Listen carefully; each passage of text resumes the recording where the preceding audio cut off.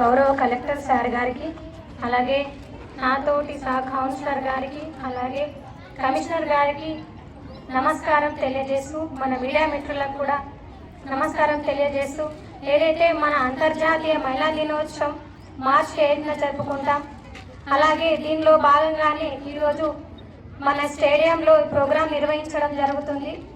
మన ఆశా వర్కర్స్ కానీ, మన అంగన్వాడీ సిబ్బంది కానీ చాలా యాక్టివ్గా, మెప్మా సిబ్బంది కానీ చాలా యాక్టివ్గా ఈ ప్రోగ్రాంలో పాల్గొనడం జరిగింది.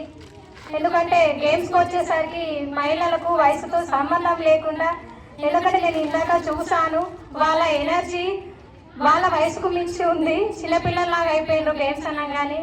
ఎందుకంటే మహిళలు ప్రతి ఒక్క రంగంలో ముందున్నారు.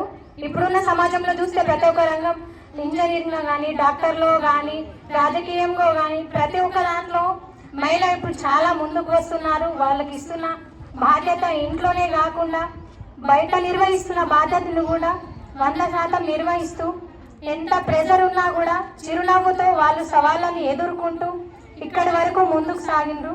అలాగే ఏదైతే సీఎం గారి ఆదేశాల మేరకు 99 ప్రణాళిక ఉందో, యాక్షన్ ప్లాన్ కింద మేము మార్చ్ 6 అంటే నిన్నటి నుండే కండక్ట్ చేయడం జరిగింది. ప్రతి ఒక్క వారిని విజిట్ చేయడం జరిగింది. దగ్గరుండి వాళ్ళ యొక్క సమస్యలు తెలుసుకొని, ఏవైతే ఎమర్జెన్సీ సమస్యలు ఉంటాయో వాటిని తొందరగా పరిష్కరించే ప్రయత్నం చేస్తున్నాము.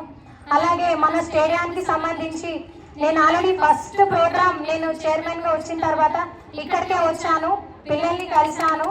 అయితే వాళ్ళు కొన్ని సమస్యలు చెప్పిండ్రు, వాళ్ళు కూడా చెప్పిన. ఎందుకంటే స్టేడియం మన ఆదిలాబాద్ డిస్టిక్లో ఇది చాలా పెద్ద స్టేడియం, దీనికి వసతులు చాలా తక్కువ ఉన్నాయని నాకు కొంచెం అవగాహన ఉంది. దీన్ని దృష్టిలో పెట్టుకొని తప్పకుండా మా కమిషనర్ గారితో చర్చించి, అలాగే మా కౌన్సిల్లో కూడా మీకు ఏ విధమైన పరిష్కారం అందజేయగలుగుతాము, స్ట్రీట్ లైట్స్ విషయంలో కానీ ఇంకా మిగతా దేని విషయంలో అయినా కూడా దానిపై శ్రద్ధ చూపించి తప్పకుండా బాధ్యతగా తీసుకొని మీ సమస్య తీరుస్తాం. అలాగే మరొకసారి అంతర్జాతీయ మహిళా దినోత్సవ శుభాకాంక్షలు.